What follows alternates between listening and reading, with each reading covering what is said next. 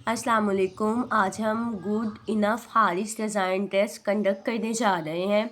अगर सबसे पहले इसके इंट्रो की बात की जाए तो गुड इनफ हारिस डिज़ाइन जो ओरिजिनली डेवलप किया गया था वो फ्लोरेंस गुड इनफ ने किया था इसको डेवलप, लेकिन बाद में फ़र्दर जो इसमें एक्सटेंडेड किए थे वो डेल्विन हारिस ने किए थे। ठीक है, और ये टेस्ट जो है good enough Harris design test, इसको इंटेलिजेंस टेस्ट भी कहा जाता है। अगर इसकी एज रेंज की बात करें तो ये बच्चों में 3 से 15 ईयर्स तक अप्लाई किया जा सकता है। इसको जो मेनली डेवलप किया गया था या डिज़ाइन किया गया था वो यंग चिल्ड्रन और स्कूल एज चिल्ड्रन के लिए डेवलप किया गया था। अगर बात की जाए टाइप की तो ये एक नॉन प्रोजेक्टिव टेस्ट है और ये परफॉर्मेंस बेस्ड इंटेलिजेंस टेस्ट है, कोई ये पर्सनैलिटी टेस्ट नहीं है हमारे पास। ठीक है, उसके अलावा गुड इनफ हारिस टेस्ट जो है वो साइकोलॉजिकल पर्सनैलिटी और कॉग्निटिव टेस्ट को इवेलुएट करने के लिए यूज़ किया जाता है।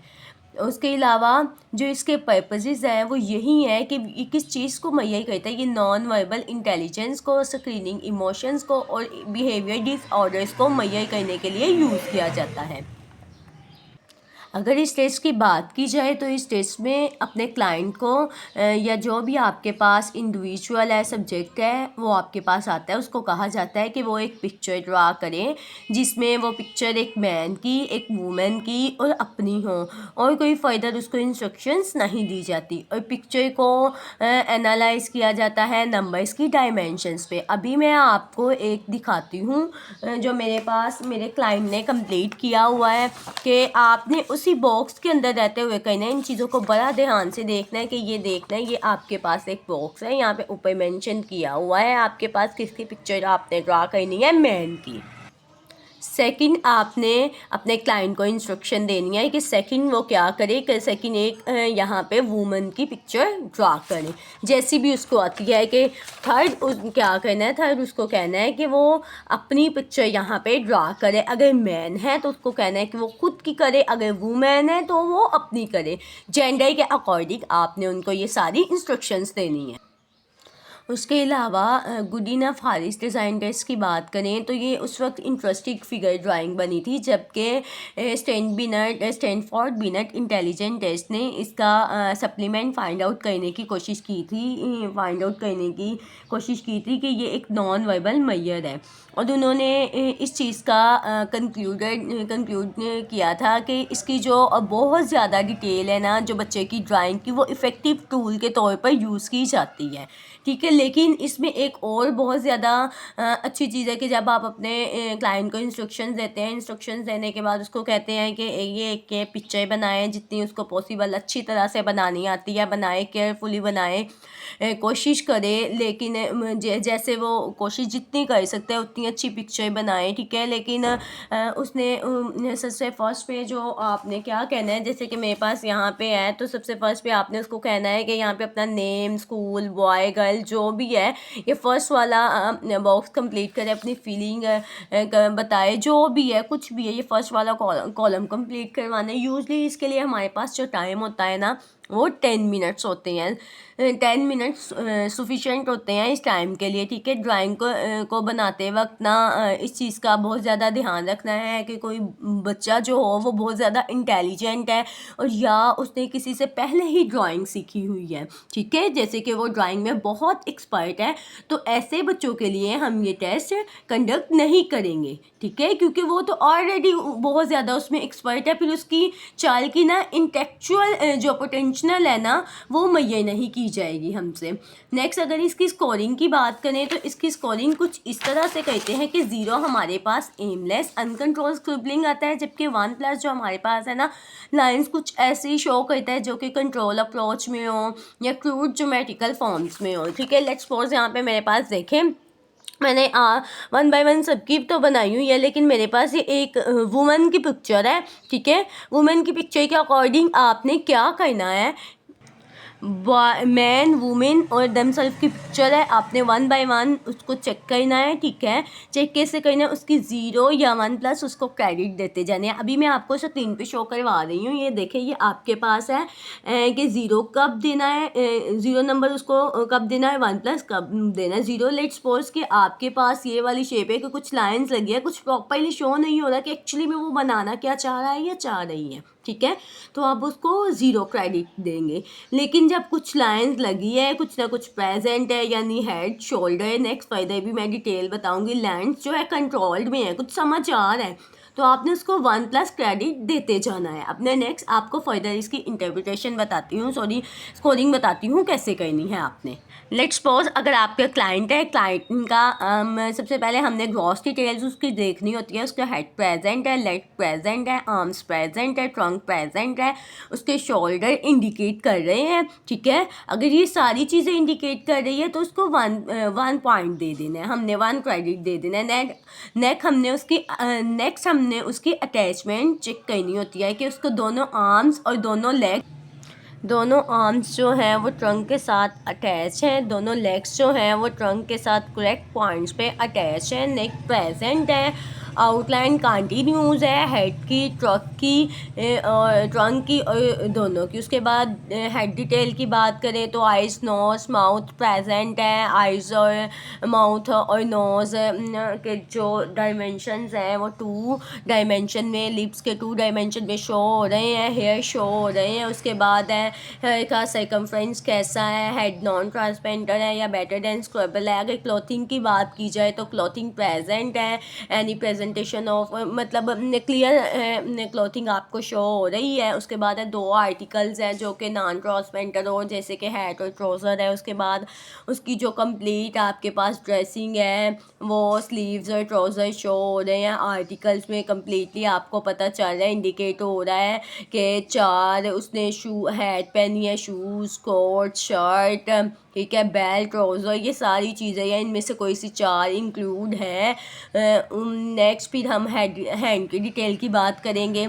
हेड में आपने देखना है फिंगर प्रेजेंट है, करेक्ट नंबर फिंगर्स हैं। लेट्स सपोज कि अगर हमारी 5 फिंगर्स हैं तो यहाँ पे देखें कि हमारी 5 ही फिंगर शो हो रही है। जो क्लाइंट ने हमारी ड्राइंग ड्रॉ की है 5 से ज़्यादा या कम तो नहीं शो हो रही, इनको डायमेंशन देना है। उसके अलावा opposite of the thumb define है, क्लियरली है। हैंड के जो फिंगर्स हैं और आर्म्स हैं वो दोनों चीज़ें शो हैं, अटैच है। अगर ये सारी चीज़ें शो हैं आपकी जो क्लाइंट के ड्राइंग में, तो आपने उसको 1+1+ क्रेडिट देते जाना है, ठीक है। 1+1+ क्रेडिट देते जाना है कि यहाँ पे तो ये क्रेडिट्स लिखे हुए हैं ना 1 बाय 1 काउंटिंग नंबर के अकॉर्डिंग। तो यहाँ आपने क्या करना है कि उसको 1+1+ देते जाना है। देखिए जैसे कि मैं यहाँ पे 1+, अगर एक चीज़ प्रेजेंट है 1+, इस तरह सब में आपने उसको क्रेडिट देते जाना है, ठीक है। ये जॉइंट्स उसके एंगेज्ड हैं, शो हो रहे हैं, ये सारी चीज़ों को देखना है। प्रपोर्शन उसका चेक करना है, अगर उसका हेड मोर देन है 1/2 से तो, या लेस देन। अगर इसकी स्कोरिंग की बात की जाए तो इसकी स्कोरिंग इस तरह से करनी है। सबसे पहले जो आपके पास ये ड्राइंग प्रेजेंट है, इस ड्राइंग में आपने उसको क्रेडिट्स देते जाने हैं 0 या +1 में, ठीक है। लास्ट पे यहाँ पे आपने क्या करना है, लास्ट पे ये देखें जितने भी ये रास स्कोर्स आए हैं, जितने भी क्रेडिट्स उसके आए हैं, ये हमारी रास स्कोर को आपने इनको टोटल करके लास्ट पे जो भी नंबर आएगा वो आपका रास स्कोर कंसीडर किया जाएगा।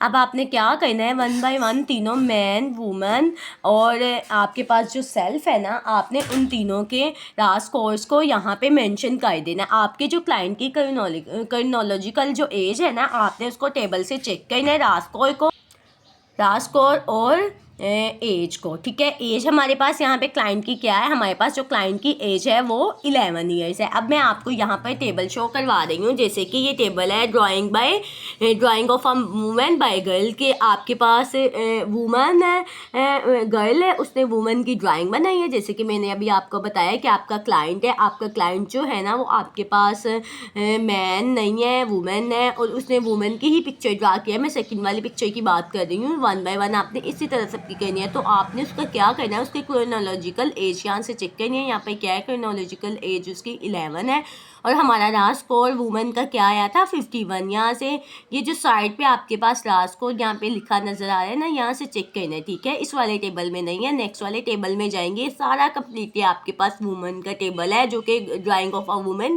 हमारे क्लाइंट की क्रोनोलॉजिकल एज को देखा जाए जो कि हमारे क्लाइंट की 11 थी और यहाँ पे उसका लास्ट स्कोर था वुमन बाय गर्ल 51 था।